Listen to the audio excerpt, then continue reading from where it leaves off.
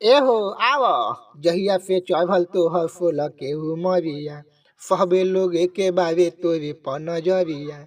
जहिया से चढ़ल तोहर सोलह के उमरिया सहबे लोग एके बारे तोरे पर नजरिया।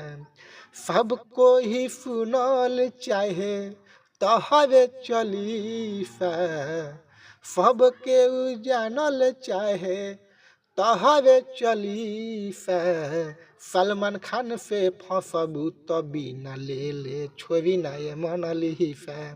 सलमानवा से फंसबू तो बिना ले ले छोरी ना ये मोनालिसा। बुझ बात के कतना के ले ले बारे तोरो के ली है, कुछ नहीं कहवे पैबू बाद में छोड़ दी है। एहो कतना के ले ले बारे तोरो के ली है, कुछ नहीं कर पैबू बाद में छोड़ दी है।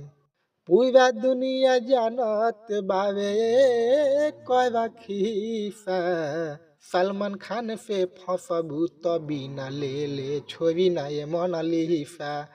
सलमान खान से फंसबू तो बिना ले ले छोरी ना ये मोनालिसा। नमस्कार दोस्तों, इस गाने पर आप सबको क्या कहना है कमेंट में ज़रूर बताइएगा और इस गाना को शेयर करके मोनालिसा के पास ज़रूर पहुंचा दीजिएगा। धन्यवाद।